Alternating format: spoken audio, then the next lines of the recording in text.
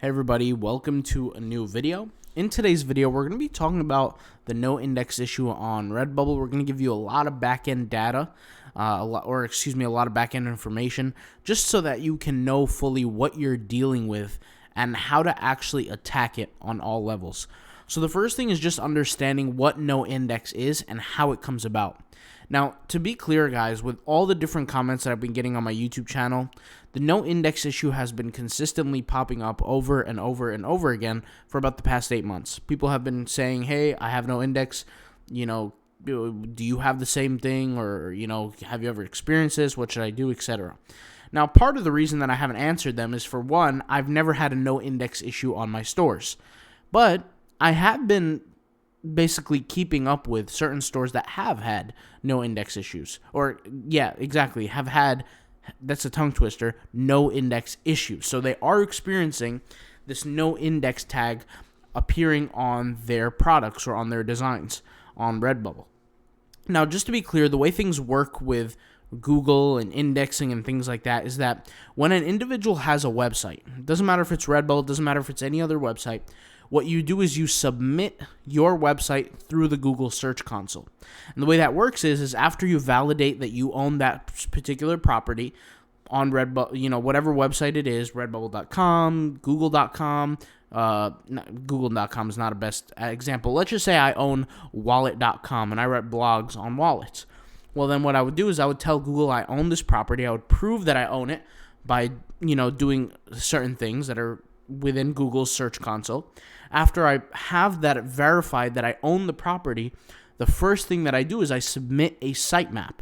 And a sitemap is just an XML, a .xml, where you submit and basically you're showing Google all the links on your website. And the best way that I can explain a sitemap is imagine a spider web where everything is interconnected. That's basically what a sitemap is. All the links are somehow connected. Now, links that are outside of the sitemap is typically discouraged by Google experts, but that's a whole different conversation for a whole different time. This is not about SEO. This is not about blogging. This is not about any of that stuff. It's about Redbubble. So when website owners are creating something that they don't necessarily want Google to rank it or crawl it right away, what they'll do is they'll place a no index tag on it. And a no index tag is essentially you as a website owner stating to Google, we don't want this appearing in the search engines. Now, based on what Google does is they do not have to honor that data. If there's a no index tag, it's not 100% of the time where they're going to actually listen to you and not rank it. There are certain times and certain elements of time where that actually does happen. This is well known for anybody in the SEO space knows about this. The only thing is that when you're dealing with a website the size of Redbubble, you have to take into consideration the amount of designs that are being uploaded on a daily basis. And this is actually where my premonitions and where my assumptions come into play. There's a lot of people who have different quote-unquote solutions for this no index issue. They think that you could just contact Redbubble and they'll fix it, or they think that you can add a certain kind of title to your product and it will get more, because it's so different, or because it's not spammy, or because it's esoteric, it will get that particular kind of awareness from Google, let's say. That's not 100% of the case, because at the end of the day, that no index tag exists because Redbubble decided it exists, not because of Google. So if your issues are not really with Google, your issues more are with Redbubble. Now, to be clear, there are a few things that you can do and a few things that you can understand.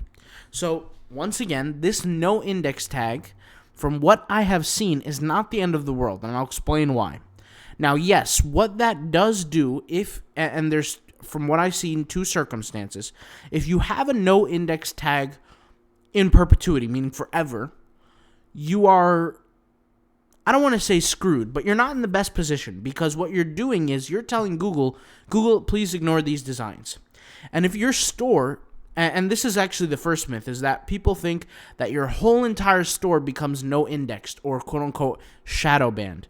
That's not true as well. There are some stores that, yes, may have this experience, but there are also stores that I have seen that have not had that experience whatsoever. There are certain stores where the first 5 or 10 designs are indexed, and then after that, nothing is indexed, right? Then you have other stores where everything is indexed perfectly fine. This is where the things come into play, and this is where my assumption starts to jump in. So what I'm assuming, based on everything that I know with Redbubble, is that, and with SEO, is that when a website the size of Redbubble's is connected to Google, which essentially every website is because Google is a search engine, when a website is that large and there's new links being produced each and every day, and obviously by the nature of Redbubble, you guys know how it works. People jump on, people create designs with various titles, right? A new link and new page is produced each and every day. Redbubble cannot necessarily, quote unquote, submit all that data. More importantly, if you know anything about large-scale websites, I've had a large-scale website not even 2 years ago that I ended up selling, but a large-scale website, it's not ideal to just submit your website for indexation, the new pages, every single day. And when I say your website, I'm not talking about the whole entire website. I'm talking about your new pages, your new links. There's SEO reasons behind this. If you ever ran a large-scale website before, you probably know what I'm talking about. When I say large-scale, I'm not talking about necessarily the traffic you get. I'm talking about the amount of contents on that website. A lot of the times we see that when you're indexing or you're requesting indexation, when you have a new link, large-scale websites tend to automate the process. When you have a manual website, when you're doing everything yourself, so some company that hires an SEO or a writer or whatever, sometimes their responsibility is to take the link of that article that they wrote for the day, or certain links of certain products, take that link and paste it into the Google Search Console to let Google know or be notified that they want to improve on the website. They want it to specifically be indexed, crawled, and let Google know about it. Well, 9 times out of 10, Google already knows that link exists before you submit it, right? They probably already know. They have these crawlers all day, these spiders working all day to figure these things out in real time. So it's very quick. But the problem with this is that Redbubble cannot necessarily make these submissions an infinity number of times. There's actually limits that Google sets in place. So what people do is sometimes it's not optimal to reach that limit every time. Once again, we're talking about very, very, very large-scale websites. We're not talking about your blog or your cousin's blog that, where you create a blog a day. We're not talking about those kind of sites. We're talking about sites that, that produce 600, 1,000, 2,000 new pages each and every day. They're that big, okay? With the websites like these, there's certain limits, like I said, to what you can essentially request Google to index. Now, what my assumption is the way that Redbubble is designed, with more people that are creating designs, is that there's a list, there's a timing, there's a review process. Every time a design is created, it will, not every time, but most times, depending on the account, it will be by default be no indexed for a certain period of time. It could be a month, it could be a week, it just depends where on the list you are, right? And it's all in first come, first serve basis. So if I create a design 1 hour before somebody else, my design potentially could get crawled, or indexed, that's the right terminology, indexed before someone else's. Now the only thing about this, the only quote-unquote problem, is the status of your account. And this is what I believe, and this is what kind of comes into play. Google inherently knows that there are some people who are just spammers. Redbubble inherently knows that there are some people who are just spammers. This is why you hear certain people complaining of being shadow banned. Based on your title, based on your keywords, your design might not necessarily be of value to Redbubble. That's the truth. That might sound bad, but based on the keywords and the tags of the titles, right, Redbubble will assert the value of your site. And a lot of the times what we see is that there are certain people who do complain of this no index issue have this issue on all designs. Unfortunately, going out of your way to fix that and doing one design that's not spammy and that's 100% legit and really fits into a certain group might cause you problems long term. A good way to check this is to reverse engineer the search. If you have a certain design that you can search for, or a certain category of designs, search for that category and know where you rank. Do it on Google, right? And if you look for your designs and you don't see your design, it's a pretty good example that you're shadow banned. And I've done this before, and I checked for certain people's stores, and indeed, they quote-unquote are shadow banned. We'll make a video on that later today, and I'll explain it. But the process is that there's a first-come, first-served basis in terms of review for indexation, for Google search, right? And depending on the quality of your store, you might be approved for an index. You might be no index forever. And what I tend to see is that certain stores that don't, let's say, create spammy stuff that everybody's seen before, using keywords that people have seen, stores that don't do that and do truly unique content have a chance to tend to rank much, much faster than others on Google. A good example of this is a keyword like, for example, quotes. If you do a quote type of design that is very, very specific, that people search for, let's say, 10 searches a year, even though the search volume is so low, there's a high chance that you'll get ranked on Google very quickly because it is very specific. Now, assuming that that store is brand new and it's not tainted or desecrated in a way by other spammy content, right? What I'm trying to say with all this is that there are some people, unfortunately, who have this no index issue that I believe will never, unfortunately, get fixed. And there are some people who they have normal stores, and Redbubble respects their store normally, and it's just a matter of time until they get indexed on that specific design. You can do this thing yourself, right? You can go to some designs that you've already published for a while, and you can check if it's indexed. If you have a normal store, you're not spamming some of your designs, and some people might say, well, I'm not spamming, and I have no index. When I say not spamming, look at your keywords. Look at if you're using keywords that there are literally millions of results for, there's a potential chance that you're not going to be indexed, right? But regardless, there are so many, and once again, this varies so much because there are so many stores on Redbubble where people do that and they're still indexed, right? They exist, but regardless, it's really also a combination of the keywords that you use. It's not just like how, regardless, whatever. We'll skip this for a second, but you get my point. So there's going to be certain stores that are going to be indexed, certain stores that are not. If you can take a look at your designs, there are some stores have this hybrid where they're actually an indexable store, but the issue is they haven't reached that queue. They're in the queue, essentially. They haven't reached the top of the queue. They haven't reached the top of the line, if that makes sense. They haven't reached their spot yet to be indexed. Now, the reason why I'm even making this video is because if you're an affiliate with bots and apps, if you guys are familiar with, I'll just show you guys here what I'm talking about, botsandapps.gumroad.com, they're putting out products consistently, and as affiliates, you get in on what products are being created or going to be released soon. The whole reason why I'm making this video is that caught my attention was that they said they're making a product that helps people with a no index issue. And what they said was if you have a habitual, perpetual, whatever you want to call it, like a forever no index issue on all of your designs and you've never been indexed, well, a good solution is you can take all that data of your design, right? Whatever design it is, let's just use this design, for example. You can take the data of this specific design, let's say it's on a phone case, and you can upload it into a website. And if you upload it into a website that you can control, then you can control if the product in truth is indexed. Because if somebody buys it on your website, then you could just simply fulfill the order through Redbubble. Does that make sense? almost like a drop shipping kind of way.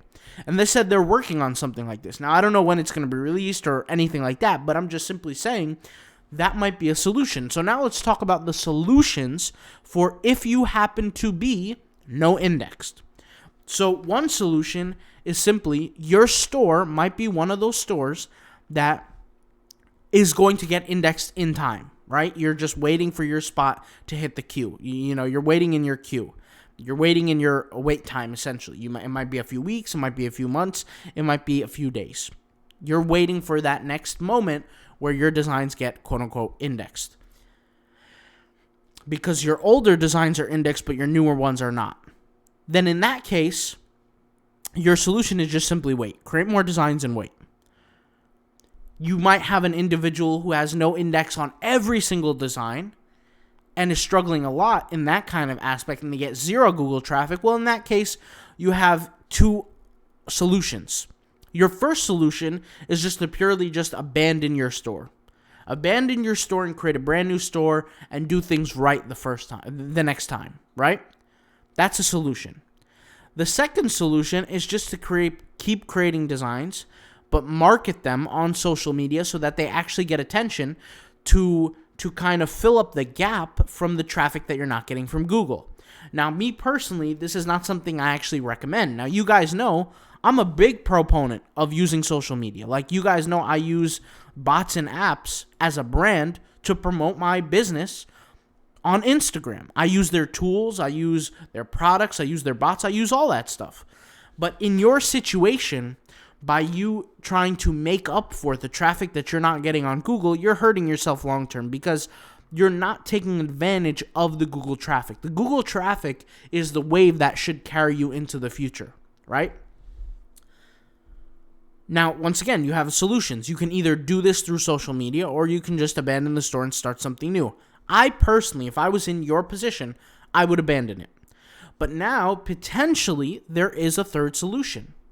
The third solution is if and when, or when and if, this company, Bots and Apps, decides to create a product for this, where you can take the data of your product and upload it into a website of Redbubble and upload it into a website that you can control its access to Google. That's a potentially amazing solution because now you don't have to wait for your design or your work to be quote-unquote indexed on Google. You can just simply take it after you create the product on Redbubble, use their potential product to basically take all that data and push it to a website, and now that product is for sale on your website, which can potentially get indexed if, assuming that you have this no index perpetual issue, on your website much faster, not even much faster, it's incomparable because you're never going to get indexed on Redbubble.